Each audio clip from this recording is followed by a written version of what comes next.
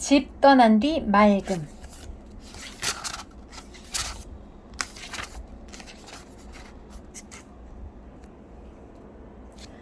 기사카 리오나는 그날 오후의 일을 거듭 떠올리게 된다.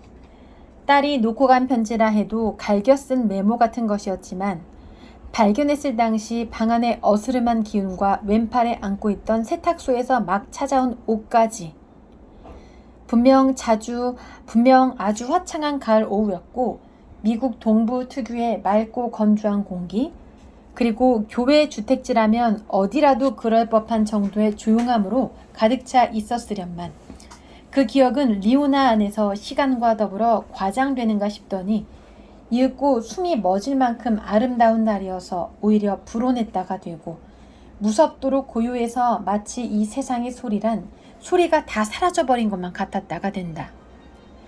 9살 난 아들을 아이스하키 클럽에 데려다주고 세탁소에 들렀다 귀가한 참이었다. 오른손에 편지를 쥐고 왼팔에는 비닐 커버에 쌓인 옷가지를 켜켜이 안은 채 리오나는 창가에 서서 바깥을 보았다. 물론 거기에 딸이 있을 리도 없고 방금 전 자신이 지나온 현관포치 너머 키 큰 나무들의 잎이 노란빛으로 곱게 물든 가로수길을 근처에 사는 금발 소년이 스케이트보드를 타고 지나가는 모습만 보였을 뿐이었다. 소년은 빨간 스웨터를 입고 있었다. 남편에게 이어서 오빠에게 전화를 건 것은 저녁 때가 다 되어서였다. 그 때문에 리오나는 나중에 남편에게 핀잔을 듣게 된다. 어째서 바로 연락하지 않았냐고, 대체 생각이란 게 있느냐며. 하지만 몇 번을 다시 떠올려봐도 딱 그분에 관한 기억만 사라지고 없었다. 편지를 발견했을 때 자신이 어떤 기분이었는지 뭘 생각해도 아무 생각도 할 수 없거나 반대로 온갖 생각이 들었는지도 모르겠다. 그리고 아마도 별일 아니겠거니 여기려 했으리라. 딸도 이츠카토 어차피 애들이다. 그러니 곧 돌아올 거라고 대수롭지 않게 여겼다. 아니 그랬을까? 어쩌면 그 반대였는지도 모르겠다. 어쨌든 이미 엎질러진 물이라고 그러니 소란 피워봤자 헛일임을 은연중에 깨닫고 있었던 것 같다. 분명히 기억나는 건 편지를 발견하기 전에 자신이 했던 생각이다. 편지를 발견하기 전 리오나의 인생에 아직 딸이 있고 내 식구의 일상이 쭉 계속될 것이라 믿어 의심치 않았던 나날의 마지막 순간에 했던 생각. 수요일에는 늘 그렇듯이 아들을 아이스하키 클럽에 데려다주고 세탁소에 들렀다 귀가한 후 내 집의 공기를 예사롭게 호흡하면서 나는 유 발음에 문제가 있어. 리오나는 그런 생각을 하던 참이었다. 그것은 소소한 발견이었다. 철치 교회, further 게다가, ugly 추악한, bathtub 욕조, bourbon. 상대방이 못 알아듣거나 되묻는 단어에는 어김없이 유가 포함되어 있고 무슨 좋아인지 그 단어들은 자신의 인생에 꼭 필요한 것들 뿐이었기 때문이다.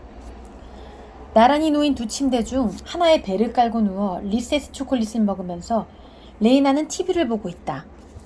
옆 침대에는 사촌 언니인 이츠카짱이 지도며 가이드북이며 시각표 따위를 쭉 펼쳐놓고 그 한가운데에 책상다리하고 앉아있다. 창밖은 뉴욕 소호. 이곳은 무척 세련된 호텔이다. 프런트 데스크는 작은 도서실 같은 곳에 있었고 복도에선 좋은 냄새가 났다. 객실 벽은 노출 콘크리트로 마감되어 있지만 침대는 아주 폭신폭신한 게 기분 좋다. 게다가 이불이며 베개며 모든 침구가 눈이 부실 정도로 하얗다. 맨해튼에는 가족끼리 여러 번 와봤지만 당일치기가 대부분이었고 어쩌다 자고 갈 때 일본에서 손님이 왔을 때도 좀 더 외곽에 자리한 크고 평범한 호텔에 묵었다.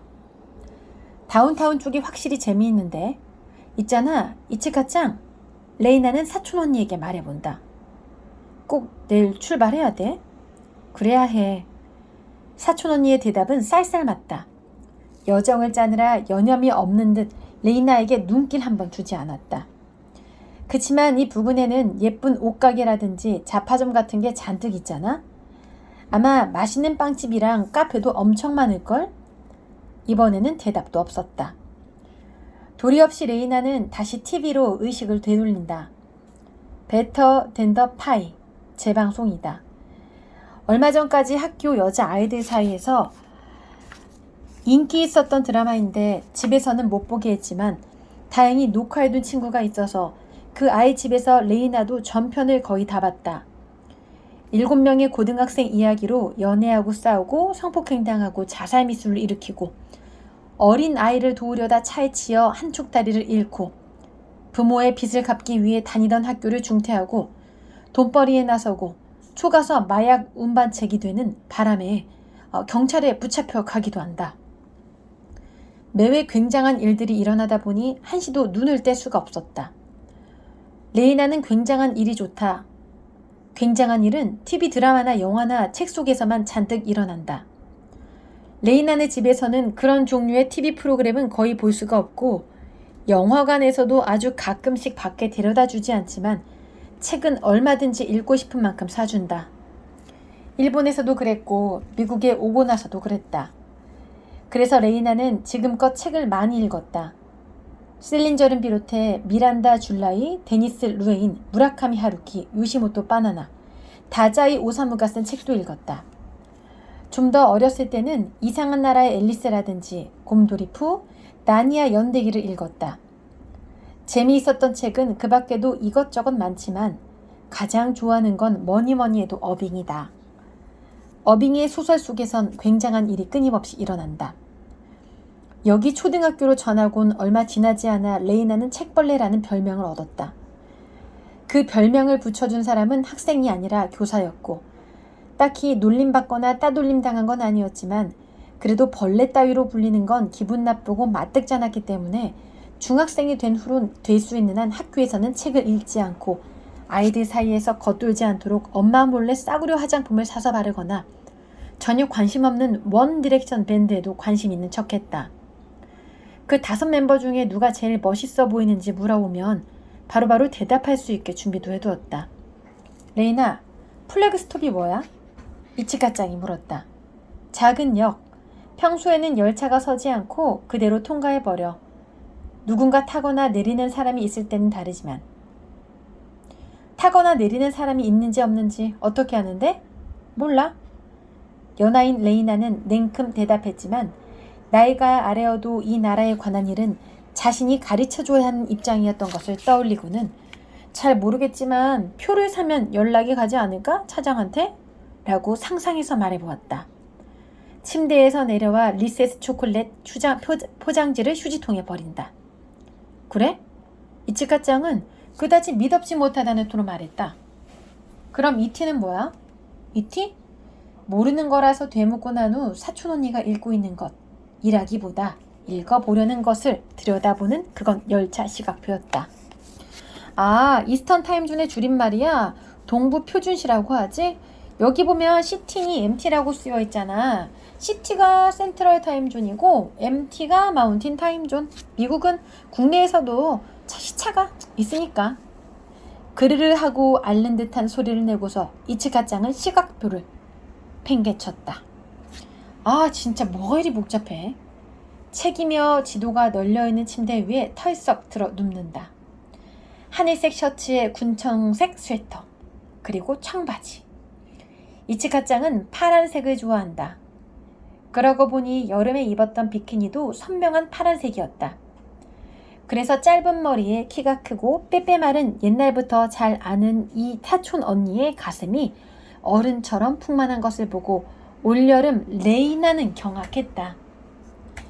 이치카짱과는 일본에 살 때 자주 어울려 놀았다. 부모들끼리 친하고 집도 가깝다 보니 서로의 집을 자주 오갔고 여름에는 바다로 겨울에는 스키장으로 두 가족이 함께 다녔다. 할아버지 할머니가 사시는 오카야마 집에서는 둘이 한 방에서 나란히 이부자리를 깔고 잤다.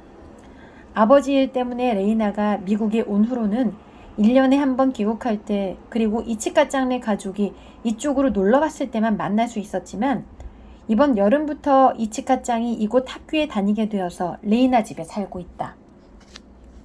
살고 있었다고 해야 하나? 이렇게 둘이서 지금은 집을 떠나 있으므로 우리 지금 소우에 있다고 신나는 감정과 믿기지 않는 감정을 반반씩 안고 레이나는 말했다. 그리고 내일은 뉴욕을 떠난단 말이지. 우리 미국을 봐야 해. 그렇게 여행을 제안한 사람은 이치카 짱이었다. 레이나 방에서 몇 날 며칠 동안 계획을 다듬었다. 그게 마침내 현실이 된 것이다. 이치카 짱, 레이나, 가슴이 두근두근거려. 온몸에서 솟구치는 기쁨이 그대로 배어나오는 목소리로 레이나는 말했다. 둘만의 여행이란 조금 굉장한 일이다. 그렇지 않을까? 우리 어디든 갈 수 있는 거지? 대답은 알고 있었지만 사촌 언니에게 누차 들은 말이었기에 다시 한번 묻는다.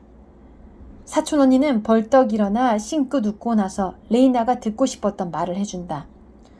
물론이지, 못 갈 이유가 없잖아? 라고 별일 아닌 듯이. 치크. 레이나는 좋아라 외치며 사촌 언니의 뺨에 자기 뺨을 갖다 댄다. 창밖은 해질녘으로 가로등이며 상점의 불빛이 길 위에 부드럽게 넘쳐 흐른다. 레이나, 너 피넛버터 초콜릿 냄새나? 이치카 짱이 그렇게 말하며 웃었다. 국제 전화가 걸려온 시각은 오전 6시 50분. 미우라 신타로는 아직 자고 있었다. 리오나 짱이야. 이치카가 또 뭔 일을 저지른 모양이야. 흔들어 깨우는 아내한테서 무선 전화기를 건네받았다. 신타로는 눈을 껌뻑이며 졸음을 쫓고 한쪽 손으로 머리를 긁적인다. 잠에서 깰 때면 늘 두피가 근지럽다. 여보세요? 쉰 소리가 나왔다. 신짱? 여동생의 목소리는 단조로웠다. 거긴 아침이겠네? 자는데 깨워서 미안. 그런데 이치카가 없어졌어. 레이나를 데리고. 이해하는데 조금 시간이 걸렸다. 없어졌어? 곁에 서 있던 아내가 눈썹을 치켜 올리며 입을 삐쭉 내밀어 보인다. 아마도. 여동생의 대답이 왠지 어설프다. 거실에 편지가 놓여 있었어. 레이나가 썼다는 그 편지를 여동생은 전화기에 대고 소리내어 읽었다. Dear Dad and Mom. 뭐라고? Dear Dad and Mom. 그것만 영어야. 아, 마지막에 러브도 영어네. 응. 이치카 짱이랑 여행을 떠납니다. 가출은 아니니까 걱정하지 마시고요. 전화도 하고 편지도 쓸게요. 여행이 끝나면 돌아올 거예요. 러브 레이나. 신타로로서는 뭐가 문제라는 건지 알 수 없었다. 여행 가면 안 되는 거야? 여긴 미국이고 레이나는 아직 14살이거든. 리오나가 말한다. 집 근처 말고는 혼자 나다니게 한 적도 없어. 어딜 가든 차로 데려다주고 데려오는 거 알잖아. 알고 있었다. 여행이라면 어디로 갔는데? 리오나는 한숨을 내쉰다. 그걸 모르니까 걱정이지. 어디에 가는지 언제 돌아오는지도 쓰여있지 않으니까. 아내가 신타로의 어깨에 카디건을 걸쳐주었다. 하지만 전화하겠다고 했으니 기다리면 되는 거 아니야? 레이나는 아직 14살이거든? 힘없는 목소리로 레오나는 같은 말을 되풀이했지만 곁에 있는 아내는 이미 긴장이 풀린 모습이었다. 신타로의 말과 어조로 보아 심각한 사태가 아님을 판단했으리라. 이치카도 아직 17이잖아. 물론 어린애는 아니야. 원래대로라면 고등학교에 다닐 나이니까. 외동딸인 이치카는 반년 동안 등교 거부를 이어오다 작년에 고등학교를 자퇴했다. 학교 성적은 좋았고 고졸 인정시험에도 합격했기에 미국 대학으로 유학을 보냈다. 하긴 아직 학부생은 아니고 대학부설 어학원에 다니는 몸이었지만 그 애는 외모도 그렇고 말하는 것도 어른스럽지만 아직 미성년자임에는 변함없어. 여동생이 이번 일을 이치카의, 다시 말해 신타로의 책임이라 여기고 있다는 건 굳이 말하지 않아도 알 수 있었다. 여행을 떠날 거면 저 혼자 가면 됐잖냐고 여긴다는 것도 학교만 해도 둘 다 이미 신학기가 시작됐는데 남편이 돌아오면 아마도 경찰에 연락하게 될 거라고 리오나는 말했다. 여긴 이미 날이 저물기 시작했고 달리 어찌 해야 좋을지 알 수 없어서라고.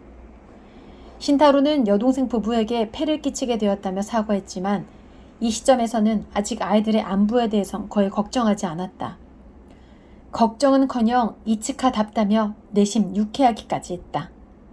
제법이지 않은가? 라고.